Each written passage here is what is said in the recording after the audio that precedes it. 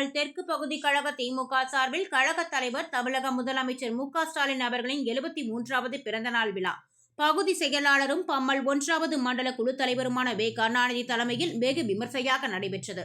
பிறந்தநாள் விழாவில் பகுதி செயலாளர் வே. கருணாநிதி பேசுகையில், கழக தலைவர் தமிழக மக்களுக்கு எண்ணற்ற நலத்திட்டங்களை கொண்டு வந்தவர் எனவும், மத்திய அரசு கல்வி நிதி தர மறுத்தாலும் தமிழகம் கல்வியில் முதல் மாநிலமாக உள்ளது.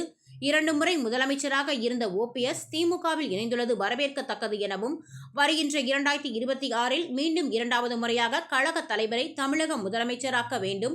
இதற்கு திமுக கட்சியில் உள்ள அனைவரும் கடுமையாக பணியாற்ற வேண்டும் என பல்வேறு கருத்துக்களை கூறி சிறப்புரையாற்றி உறுதிமொழியேற்றனர்.